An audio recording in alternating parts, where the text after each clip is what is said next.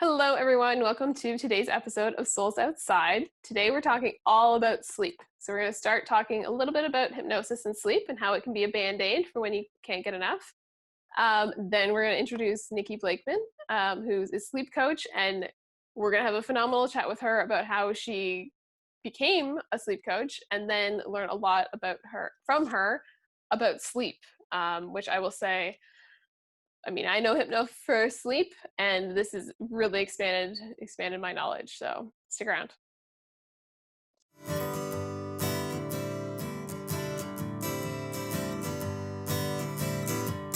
Welcome to Souls Outside, where we're all about finding the trail to stay true to your path. We do this by inviting featured guests on every show to share with you how you can follow in their soul prints, so you can choose which trail maps you need to continue on your journey. My name is Shannon Pohl, and I'm loving having navigated my own pivot from engineering to now being a master results coach and hypnotherapist, plus a forest guide who loves getting outside so we can learn from the nature, foster stewardship, and really amplify our successes by being outside in nature. I'm so excited to have you join today's episode. Welcome to Souls Outside. Hello, everyone. So welcome to today's episode where we have Nicky Blakeman on later talking about sleep, which is a incredibly fascinating conversation. And I definitely, as much as, I know a little bit about sleep, and in my hypnotherapy practice, we definitely talk about sleep, since 15 minutes of hypnosis is the equivalent of an hour worth of sleep rest. And just stay tuned for later. We're going to delve into it a lot more. It's very much going to expand your knowledge of this foundational piece that's missing. For now, I thought we'd talk a little bit about a couple other details around sleep, with respect to, without giving anything away, that Nikki's going to talk about, and also have a little taste of hypnotherapy as something that maybe you want to add into your sleep regime for those times that you do need to maximize sleep, this is definitely a band-aid solution for sleep, just using hypnotherapy. However, band-aids are useful, and we have them for a reason, because sometimes that's what we need. So if we lived with band-aids keeping our skin together, problem. However, use them once in a while to heal a cut, 100% awesome. So I know we've talked about hypnotherapy a little bit before on different episodes, so won't go into a ton of details. If you want more, definitely reach out. But yeah, so hypnosis, 15 minutes of hypnosis, the equivalent of an hour of sleep rest. Now, note that I'm saying sleep rest versus sleep, because is by no means my area of expertise. However, there is a chemical process that happens in our brains when we sleep, that actually it's like washing our brain, kind of cleaning out gunk and giving us a brain wash, a good one, a good cleansing one, a good cleansing one while we sleep. And so we need sleep. My understanding was at least 6 hours. However, Nikki's going to share a different number with us later, which is higher. So it was fascinating. Anyway, it's fascinating. So anyways, hypnosis, 15 minutes, hour of sleep rest, so that while we still need to get our full sleep, if we need more, we've had a longer day or a more involved day, a way to boost our rest. One of the things I like to recommend is using it as a power nap in the afternoon. So I know for me, there was times when I would, 3, 4, 5 o'clock rolls around and I'm reaching for some sort of sugar-based snack to get that sugar boost. I know in university, I resisted the coffee thing. I still don't drink coffee, although I found tea and then later learned that tea has, I think, even more caffeine than coffee. So who knows about that one? But it was definitely very common for me towards like the later afternoon to reach for something, not necessarily always like a candy bar, but maybe like a homemade brownie that's better, however, still definitely has a lot of sugar. And there was definitely times I was relying on sugar to give me a boost, to keep going through my day. Whereas now, I'm not going to say I never reach for that sugary snack. It definitely still happens sometimes on those days that, oh my goodness, how can the day not end already? However, there are other times far more often now when I need something, need a boost, that doing a few minutes of hypnosis is definitely where I go to with that. So with that in mind, just wanted to give you a little taste of hypnosis, which is just about focus and about trance. And honestly, the U.S. government had a project called MK Ultra where they tried to use hypnosis to brainwash soldiers. It failed miserably. By no means a focus of today. Look it up if you want. Point being, totally failed. And that's actually how hypnotherapy got back into the medical boards as an accepted medical modality. So cool beans on that one. So just take a couple moments. We'll just, take about 30 seconds before we bring Nicky on, just to take a breath, settle back, take a couple breaths, thinking down. Just allow your eyes to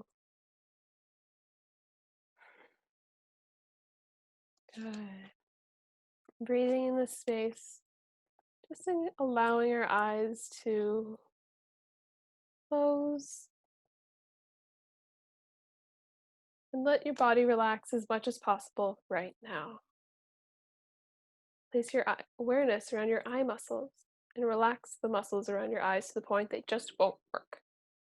And you're sure they're so relaxed that as long as you hold on to this relaxation, they just won't work.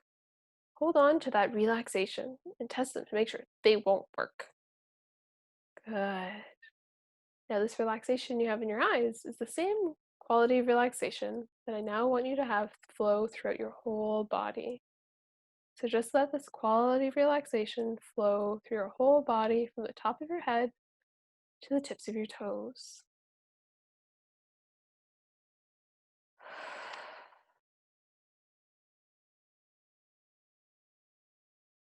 Good.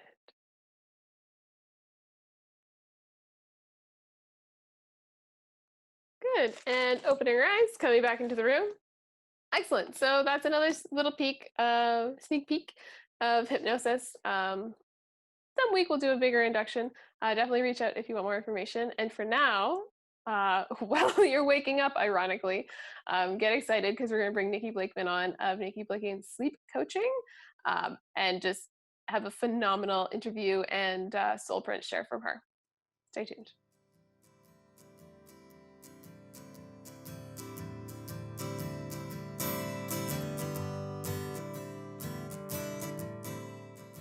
All right, welcome back, everyone. So now I'm super excited to introduce you to Nicky Blakeman of Nicky Blakeman's Sleep Coaching.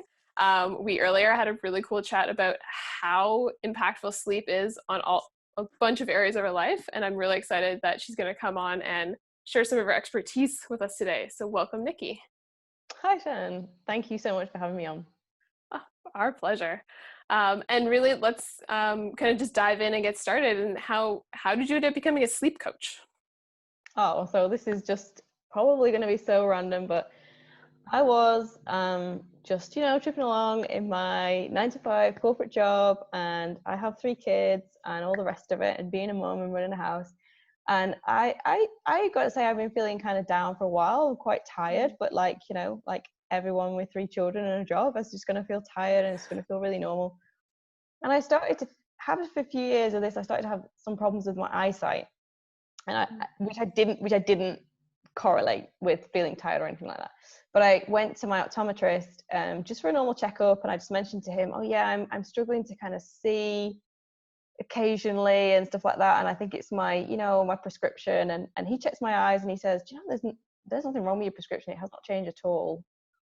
And he kind of like does a few more tests and kind of has a step back, and he's, I just need to go and have a chat with my colleague. And I'm like, that's never a good sign. No. And he kind of comes back in, he said, look, he said, there's something not quite right with your eyes. The symptoms you're describing are not quite right. There's nothing wrong with your prescription, and you're young, I wouldn't expect to see this. He's like, there's a small chance you could have a brain tumor, and so I'm going to refer you to the hospital, and I'm sure it's going to be fine, but I really need to refer you just in case. And so I was like, okay. Wow. So then I went to see an eye specialist at my local hospital, and he was asking me about my life and stuff like that. And he was like, do you know what? I don't think you have a brain tumor. I think you have a sleep problem. And I was just blown away. And he talked to me for about 20 minutes. And you know, I'm not joking, Shannon. He told me more about sleep in 20 minutes than I'd learned in all of my years so far. And he talked to me about just very quickly how important it was and how serious it was to not get enough of it, and how much of an impact it had on clearly my physical health and my eyes, but also mental health and all of that. And I was just, you know, like just one of those conversations where I was completely affected, completely blown away. And so I made it my goal to go away and you know, he's basically said, well, you got two options. We can have some like eye operation, or you can fix your sleep issue and come back and see how it is. And I was like, okay, well, I'll take that option. How do I do that? And he was like, oh, I'm really sorry, I'm not a sleep doctor, I'm just an eye doctor. You need to go away and figure that out. And that's how my sleep journey began, because what I found was it was not easy to figure it out. I didn't know where to start. I didn't know why I didn't sleep. I didn't know why I couldn't sleep properly. I just thought it was a hangover from having the babies and nursing the babies. And I talked to other people, and everyone was saying, well, you know, it's just one of those things. There's nothing you can do about it, and all these things. So I really struggled, and it took me months and months and months of research and trial and error, you know, to finally fix my sleep. But when I did fix it, I cannot, like, stress to you, I cannot undersell how life-changing it was. And just in that moment, I just thought, I have to help other people. I'd have to try and help other people see how important this is, and how much they're missing out on life by not sleeping properly. For sure. And so, like, there wasn't anyone you could go to for that? Like, you had to just self-research everything? Yeah, I mean, you know, in the UK, it's actually very difficult. And I've talked to some GPs about this. There actually is a lack of places to refer to under our National Health Service, you know, and so in order to get a referral, you have to be, you know, incredibly severely an insomniac, right? But you know, I wasn't even calling myself an insomniac. I was just saying, look, I just have a few nights a week where I just can't sleep, or I wake in the night and I can't really get back to sleep, or it's not that I never slept. Right. And I think this is the big impact that I was really blown away by, was that it's not actually that much sleep deprivation that you need to have such a profound effect. So for someone who was not self-identifying as insomniac, and if I'd have gone to the doctor and said, well, look, some nights I sleep 8 hours, but some nights I really don't, it wouldn't have been enough to get kind of medical help under our, you know, our National Health Service, our bar. Wow. So definitely what I'm really hearing from you, like, yes, having to do the self journey piece, because it wasn't like a big enough problem, which I think is something that a lot of people end up sliding through the cracks. Whether, I mean, sleep is, I feel like everyone listening is gonna be like, oh, maybe I need more sleep now, which I know is part of the point of this. But how many people are slipping through the cracks in different things because it's just not a big enough problem for the systems. Right, and in addition, it's a societal self-accepted problem. Very So good point. what we tend to do is tell each other, particularly, you know, if you're like me and you have 3 children, there's a bit of kind of, well, what did you expect? Yeah. You expect to have 3 children and have this like life of relaxation, you know? So there is quite a kind of societal, like, if you want to be a working parent and a parent of 3 children and have a 9-to-5 job and have hobbies, Bye sleep. bye sleep. Right. There's almost an societal expectation that we just trade it off, and that's not only okay, which is wrong, but it's also to be expected, which is wrong. And you know, and you know, especially some people even question whether I was expecting too much out of life. It was my fault for taking on too many things and wanting to be too many things. Right. So that's a really key thing for me as well, and something I try to change. Thank you for sharing that with us. I think that's really going to expand where my brain's going to, kind of like back when like healthy eating wasn't as big a thing. You know, right? Like it was accepted that just eat whatever you want. Ever we've seen that trend where people are like, no, you need to prioritize healthy eating. Like, we need to prioritize healthy sleeping. It's it's foundational.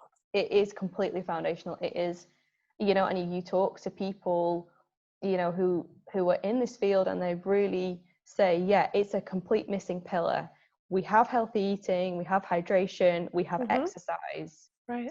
You're right. We've taken each of these things, and we've understood them, we've sought to understand them, and we've brought education on them into the mainstream. So either Mm-hmm. in school or generally amongst the population. So, I mean, you and I, we've grown up in different countries. We've probably been to have a completely different schooling system. We could probably have a very good comparative conversation about the importance of diet and exercise, healthy diet and Probably. exercise, Yes. and probably talk about the same things. We could talk about complex carbohydrates or vitamins or eating fruit and veg. And we come from different sides of the world, but could have that Yes. conversation, Definitely. mainstream education. Whereas I talk to loads of people and they don't know anything about sleep. I didn't know No. anything about sleep, had no general education at all. So it is a complete missing pillar that we're not getting. And as I say, it's even worse because we have that in our Western societies. We tend to associate sacrifice of sleep with attainment, with success, Mm-hmm. with kind of almost a kind of that kind of macho culture of I don't need it, only it's Mm-hmm. only or it's for lazy people or that kind of thing. So we're not just starting from base. To me, we're actually starting from further back than base, because we're fighting our kind of societal associations with what it means to spend a lot of time in bed. Yeah. Oh, it's my brain is going to so many conversations with friends or well, one friend in particular who was like proud of how little sleep she needed, and just thinking like, oh, but that's not actually like, and that's a point of pride. Like people, and that's something like people are like, oh, awesome, like you don't need a lot of sleep. So, like there's that culture is there, and really we need to change the dialogue on that one. Yeah, So I and hear, that's hear where I you. was. Yeah. I just Yeah. thought it was a joke. I just kind of laughed along. Yeah. Was that person turning up to work like looking awful and just laughing about the Yeah. fact that I've been up all night with a Yeah. 2-year-old, or yeah, just not thinking of it at all. Right. Cool. Wow. I'm so glad you've come and joined us on Souls Outside. We're going to wrap up this little section for now. However, everyone definitely stay tuned because after a short break, we're going to come back and Nikki's going to share with us how connecting with the outside can help with your sleep, and kind of how in turn getting more sleep will help with any life-changing decisions you want to make or just decisions in general. Uh, so stay tuned.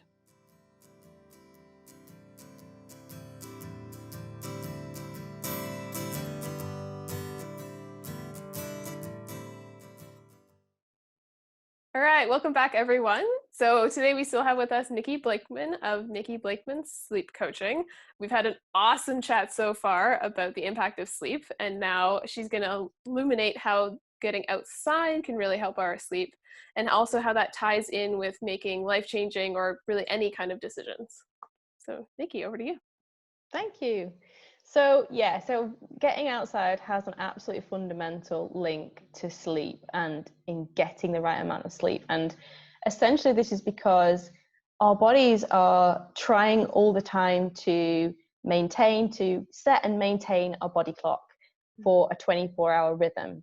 And because interestingly enough, our bodies do have an internal body clock, but it doesn't run correctly on the 24-hour day without some prompts from the outside.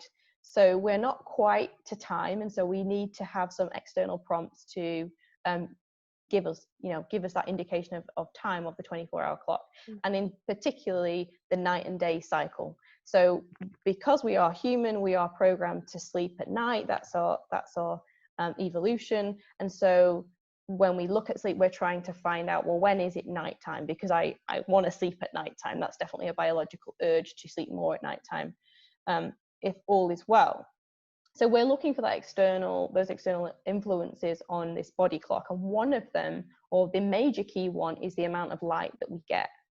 And the issue that we have in our modern day lives is that when we spend all of our day inside, we don't get really clear cues even though we might think we do because the inside goes light and it goes dark, science has shown us that it's not as good as being outside. So on a really fundamental basic level, it's important to get outside to make sure that your body is getting the right cues. So a really easy way to bring this in to your practice is to go outside for just 5-10 minutes, even just at the start of the day, as early on in the day, at a regular time every day, and just look up at the sky. Now, I'm not saying look up at the sun, obviously, but look up at the sky, because you'll notice, even if you come in from a bright inside to even a dull outside and look at the clouds, even the sky part of the sky, not the sun part of the sky, you'll notice the difference in illumination, and you feel your eyes adjusting. And so that will give you an indication of just, even in a daylight house, the difference. And that really helps to reinforce, if you get out there at a regular time every day in the morning, you start to get that information in. So that's one reason. And also on a kind of less scientific and more anecdotal basis, I found, and my clients find, that connection with nature and just taking time out, it's a great stress reliever, it's a great grounding, it helps us to get gratitude, just mindfulness and enjoying nature, and that really helps with stress management, which is another kind of factor of sleep. So there are at least two reasons and some ideas of how you can start to integrate outside and how that will impact sleep. And sleep is massively important for decision making, and particularly if you're, thinking about life-changing decisions, or if you're kind of having a reflection on life, because when we don't get enough sleep, science has proven that we think more negatively. So, for example, if you have something, Shannon, happen to you that day, and you're thinking, oh, this is it, this is the straw that's broke the camel's back, this is the last straw. Yeah. Science shows us that if you had a lot of sleep, the right amount of sleep, you would be yourself, if you like. You would be fully Shannon, and you'd be fully, logical and rational, and taking all of your cognitive function and really thinking hard and processing that through before you make any life-changing decisions. But if you haven't had a lot of sleep, and the science says lack of sleep, when I say lack of sleep as a layman, I'm like, oh, I was up all night or something, or people are thinking like I haven't slept for days. Most scientific papers put sleep deprivation somewhere as less than 7 hours. So really not we're not really talking like I've stayed up for days, and so now I'm not in a great place for decision making. It could be a consistent few days of less than 7 hours. So, or to the layman, a typical working week where we keep going to bed slightly late. The alarm goes off really early in the morning, and so we've cut our sleep off. So by the time we get to the end of the working week, science will probably have us as sleep deprived. A lot of us were sleep deprived. So that then our rational cognitive brain, science has shown, is not properly connected, if you like, to our more emotional centers of the brain. It doesn't have as good a control over those thought processes. We're not in charge of our emotions, and we actually think more negatively. So we have more negative thoughts coming up in our automatic thoughts.